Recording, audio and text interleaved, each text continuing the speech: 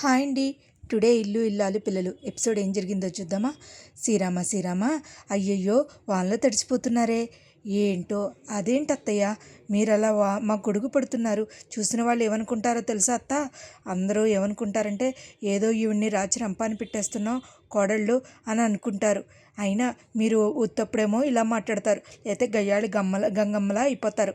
అయినా ఎందుకో ఏమిటో గవర్నమెంట్ కోడలు గారు ఎక్కువగా మాట్లాడుతున్నారు. అసలు నీకత్త, నువ్వు నాకు అత్తవా అంటే ఏమో, నచ్చితే మాట్లాడతారు, లేకపోతే దులిపేస్తారు, అంతే కదా. అయినా నా కోడళ్ళు వానలో తడుస్తున్నారని చెప్పేసి నేను అంతలా బాధపడుతుంటే ఏమిటే అని అనేసరికి అసలు ఇంకా మన వల్లి కోపం వస్తూనే ఉంటుంది. ఎందుకంటే వల్లి వానలో తడుస్తూనే ఉంటుంది. అది చూసిన ఎలాగైనా సరే వీళ్ళ అంతు తేల్చాలని చెప్పేసి చాలా కోపంగా ఉంటుంది మన వల్లి. ఇంకా వెంటనే కూడా అసలు ఏమీ మాట్లాడకుండా నీ సంగతి చెప్తాను, మీ సంగతి అని మనసులో అనుకుంటూ ఉంటుంది. ఇంకా వెంటనే మన మన ధీరజు ప్రేమ కలిపి ప్రేమ దులుపుతూ ఉంటుంది. దులుపుతూ ఉంటే ఏంటే అసలైన ఆడదానిలా కనపడుతున్నావు ఇప్పుడు నువ్వు, ఏంట్రా ఏంటి మాట్లాడుతున్నావు నువ్వు అంటే, అది కాదురా, ఎందుకు నువ్వు అలా అందుకదే నువ్వు చాలా ఇదిగా కనపడుతున్నావు, ఏంటో అయినా నేను డ్యాన్స్కి వెళ్తానన్నా కూడా నువ్వు వెళ్ళనివ్వలేదు అంటూ ఇద్దరు చాలా రొమాంటిక్గా మాట్లాడుకుంటారు. తెల్లారేసరికి మన అమూల్య కేసు విషయం వస్తుంది. ఇటు నుంచి రామరాజు ఫ్యామిలీ, అటు నుంచి మన రేవతి ఫ్యామిలీ అందరూ వస్తారు. వచ్చేసరికి ఏంట్రా వీడికి ఇంకా బలుపు తగ్గలేదు కదా అంటూ విశ్వక్ మీదకి ధీరజ్ వెళ్తూ ఉంటాడు. ఒరే ఆగరా అని చెప్పేసరికి మన కోర్టు హీరింగ్కి వచ్చిందండి రండి అని ఎవరికాళ్ళు లాయర్స్ వస్తారు, వెళ్ళిపోతారు. లోపలికి వెళ్ళిపోయేసరికి అందరు రెడీగా ఉంటారు. అన్నయ్య వదులదు అన్నయ్య వదులు అని చెప్తూ ఉంటుంది మన అమూల్య. ఇంకా వెంటనే అందరూ లోపలికి వెళ్తారు. అందరూ హాజరవుతారు. అందరూ హాజరయ్యేసరికి నమస్కారం అండి అని చెప్పేసి మన జడ్జి గారు వస్తారు. ఏంటి చెప్పండి, కేస్ నెంబర్ 123 ఏంటి, విశ్వక్ అండ్ అమూల్య మీ వాదోపనాదులు మొదలు పెట్టండి అని అనేసరికి మన విశ్వక్ వాళ్ళ లాయర్ చెప్తాడు. ఏమండి యువర్ ఆనర్, మన విశ్వకు అమూల్య ప్రేమించుకున్నాక వాళ్ళు ఇద్దరు పెళ్లి చేసుకుని వాళ్ళ ఇంటికి వెళ్ళారు. అబ్జెక్టివ్ యువర్ ఆనర్ అంటూ అమూల్య వాళ్ళ లాయర్ కూడా చెప్తాడు. ఏంటిది, ఏమనుకుంటున్నారు అసలు? విశ్వక్కి మన అమూల్యకి అమూల్యకి పెళ్లి సంబంధం కుదిరింది. ఆ పెళ్లి సంబంధం కుదిరిన తర్వాత ముందు రోజు విశ్వక్ ట్రాప్లో చేసి ఎలాగైనా సరే నిన్ను కలవాలని చెప్పి ఒక రోజంతా రూమ్లో పెట్టి అతన్ని కావాలని ఆ అమ్మాయిని ఇబ్బంది పెట్టాడు.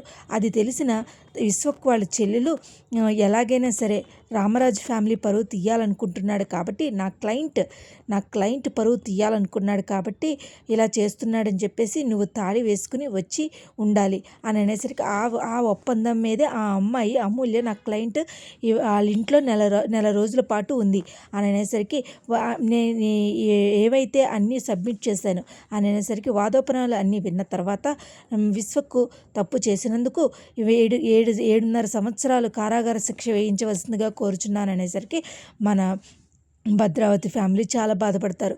ఈ లోపల ఆనందపడుతూ ఉంటాడు రామరాజు. ఈ లోపల యువర్ ఆనర్ అంటూ మన అమూల్య అంటుంది. చెప్పమ్మా. సార్, నేను కేసు వాపస్ తీసుకుంటాను.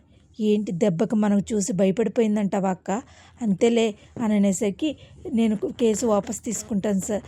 ఎందుకమ్మా, నిన్నెవరైనా ఇబ్బంది పెట్టారా ఏమిటి?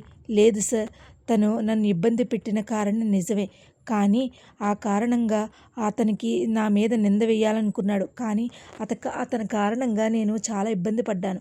కానీ తనకి శిక్ష వేస్తే ఆ శిక్ష వాళ్ళ ఫ్యామిలీకి పడుతుంది. అది నాకు ఇష్టం లేదు సార్. అందుకనే నేను ఈ కేసు వెనక్కి తీసుకోవాలనుకుంటున్నాను సార్ అని అనేసరికి షాక్ అయిపోయి రామరాజు అందరూ అమ్మ అమూల్య అంటూ మన ధీరజ్ కూడా అమూల్య అంటూ ఉంటాడు. సైలెన్స్ ప్లీజ్, ఎందుకమ్మా, నిన్నెవరైనా ఇబ్బంది పెట్టారా అంటూ లాయర్ మన జడ్జి గారు అడుగుతారు. అది కాదు సార్, వీళ్ళు నా మీద నింద వేయాలనుకున్నారు. వీళ్ళ ఫ్యామిలీకి మా ఫ్యామిలీకి గొడవలు ఉన్నాయి. కానీ ఈ కారణంగా ఇంకా మా ఫ్యామిలీలో గొడవలు జరుగుతాయి. ఆ గొడవలు జరగడం నాకు ఇష్టం లేదు. అందుకనే కేసు వాపస్ తీసుకోవాలనుకుంటున్నాను సార్ అని అనేసరికి అన్నీ విన్నాక మన జడ్జి గారు అలా ఆలోచిస్తూ ఉంటారు. ఏంటమ్మా, నీకేమన్నా ఇబ్బంది అయితే చెప్పు అని అనేసరికి లేదు సార్, నాకేమి ఇబ్బంది లేదు అని అనేసరికి ఇంకా మన ముద్దాయి మన అమూల్యే కేసు వాపస్ తీసుకుంటానన్నప్పుడు ఈ కేసు కొట్టేవలసిందిగా కోరుచున్నాం అని అనేసరికి ఇంకా అందరూ హ్యాపీ ఫీల్ అయిపోతారు. ఇంకా అమూల్య రామరాజు అందరూ ఆశ్చర్యపోతారు. ఇంకా అక్కడికి సీన్ కట్ అయిపోద్దండి. కానీ మన వల్లి వాళ్ళ దగ్గరికి వచ్చేస్తా సీన్ వచ్చేసరికి, ఏంటి ఎందుకే అలా చూస్తున్నావు, నీకు తెలుసు పాము కరుస్తుందని తెలుసు అన్నట్టుగా నీ చేప కింద నీరులాగా ఆ నర్మదని నీ చేతిలో ఆ నర్మదని ఇంట్లో పెట్టుకున్నావు, ఉంచొద్దు, శత్రువుని కూడా ఇంట్లో ఉంచొద్దని చెప్పాను. ఇవాళ నీ అమాయకత్వమే నీ కాపురానికి ఇబ్బంది పడింది, ఆ విషయం నీకు తెలుస్తుందా అని అనేసరికి ఇంకా వెంటనే కూడా ఇంకా మన వల్లి అలా ఉండిపోతుంది. ఇంకా నువ్వు చూద్దు కానీ కదా నా సంగతి ఏంటో చూద్దు కానీ, ఇంకా వెంటనే వాళ్ళ సంగతి ఏంటో తెలుద్దు కానీ అని అనేసరికి ఇంకా నిన్ను ఇంతకింత ఏడిపించారు, నా బాని నాకు దూరం చేశారు, ఇంకా వాళ్ళిద్దరిని ఎలా ఏడిపిస్తానో చూడమ్మా, అది నీకు అర్థమవుతుంది అంటూ మన వల్లి చెప్తూ శపథాలు చేస్తుంది. కానీ అసలు వాళ్ళు ఇబ్బంది పెడుతుందా, లేకపోతే అసలు ఏం జరుగుతుంది, అసలు మళ్ళీ మామూలు అయిపోతుందా, మళ్ళీ గొడవలు స్టార్ట్ అవుతాయి, మళ్ళీ వాళ్ళు రివెంజ్ తీసుకుంటారు. ఇదేనండి సీరియల్లో అయితే ఏం లేదు. ఇవాళ ఎపిసోడ్ అయితే ఇదే జరిగిందండి. నా వీడియోస్ కనుక మీకు నచ్చినట్టయితే లైక్ చేసి, షేర్ చేసి, సబ్స్క్రైబ్ చేయండి. ఇంకా భాగ్యం వల్లి ఇంకెన్ని ఎత్తులు వేస్తారో చూద్దాం. నా వీడియోస్ కనుక మీకు నచ్చినట్టయితే లైక్ చేసి, షేర్ చేసి, సబ్స్క్రైబ్ చేయండి. Thank you so much. Thank you.